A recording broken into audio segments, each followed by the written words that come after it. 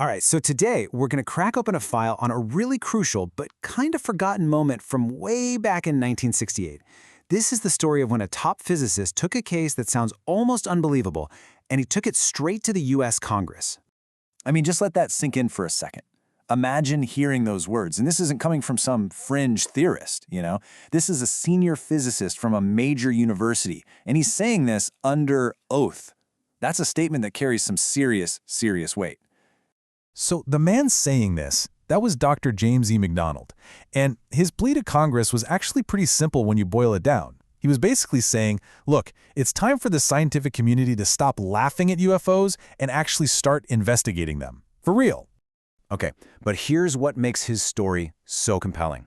Dr. McDonald wasn't some lifelong believer. Not at all. His powerful conviction wasn't just some random leap of faith. Nope. It was forged, piece by painstaking piece, over more than a decade of his own personal scientific investigation. And you can actually see his whole journey laid out here. Over 14 years, you watch him transform from this skeptical academic, you know, the kind who's casually interviewing witnesses and explaining away most sightings, into a scientist who becomes absolutely convinced he's staring at a profound, and I mean profoundly ignored, mystery.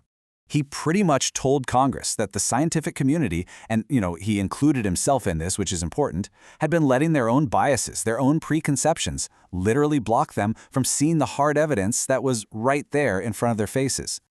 So, what was the evidence that completely turned him around? Well, I think the best way for us to understand it is to tackle the exact same skeptical questions that he addressed, head-on, right there in front of Congress.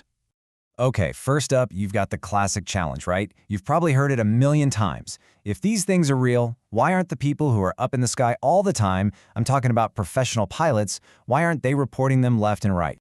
Well, McDonald's answer was about as blunt as you can get. He just said, they do. And he didn't just leave it at that. He backed it up, presenting some absolutely stunning cases to prove his point, like this really famous encounter from 1948 that involved an Eastern Airlines flight crew. In this case just illustrates his point perfectly.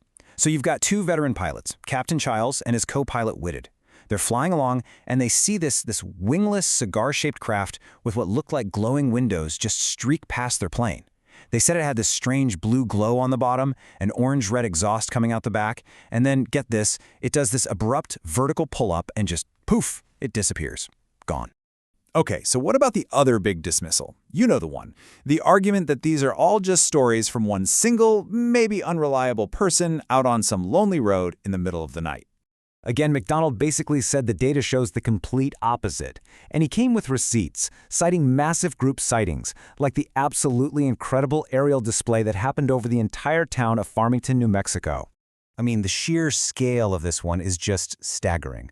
We're not talking about one or two people. We're talking about hundreds of residents all watching swarms of disks, including this really distinct, large red one, maneuvering all over the sky above their city. So what was the official explanation? A weather balloon. But here's the crucial part, the detail that McDonald brought to Congress. He actually did the work. He checked the official records. And guess what? There was no weather balloon launched anywhere in the country that could have explained it. Zero. And this wasn't just a one-off thing either. Just a few years later, in 1953, over at Larson Air Force Base, you had more than 60 people, military and civilian personnel, all watching a green disk perform maneuvers that just shouldn't be possible, moving against the wind. So again, we're a long way from a single witness on a dark road. So, okay.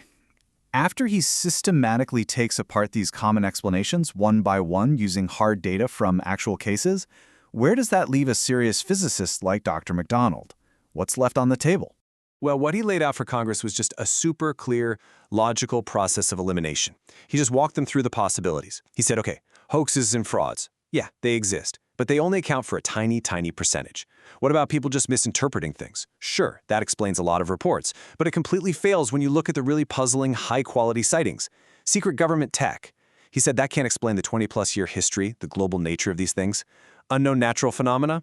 That just doesn't fit with consistent reports of structured, machine-like craft. At the end of the day, for the core mystery cases, he argued that none of these common explanations really hold water. And that right there is the key. After going through all of that, he was left with what he very deliberately called hypothesis number 7. And that hypothesis was that the best, most logical explanation that fits the evidence for the core UFO phenomenon was, and this is a direct quote, extraterrestrial devices. And just notice how carefully he words this. He's not coming at this like a true believer who's just jumping to a conclusion he already wanted. He makes it very clear that he was driven to this opinion by the sheer weight of the evidence, and only after he had exhausted every other logical, Earth-based possibility he, as a physicist, could think of. All right, so that brings us to his final and I think really powerful plea to Congress.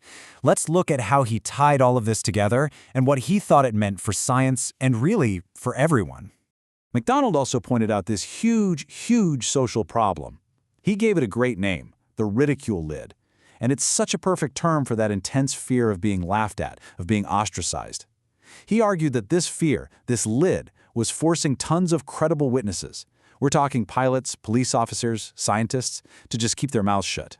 And he even used some simple numbers to explain why you don't hear from more scientists, like astronomers, for instance. It's not because they don't see things. He's like, look, it's a numbers game.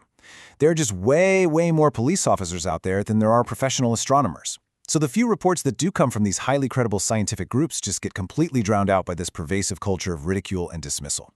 And he brought up this fantastic quote from a top Air Force intelligence chief that just perfectly sums up the whole problem.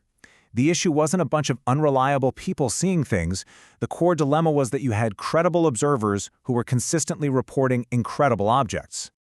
So, his final plea, his recommendation to Congress, was really simple and direct.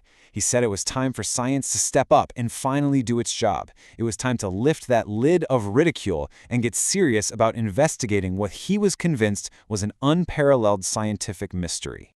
You know, it's pretty wild to think that Dr. McDonald gave this testimony over 50 years ago, and yet it remains this incredibly powerful challenge to the scientific world, and it leaves all of us, I think, with a question that feels more relevant right now than maybe ever before.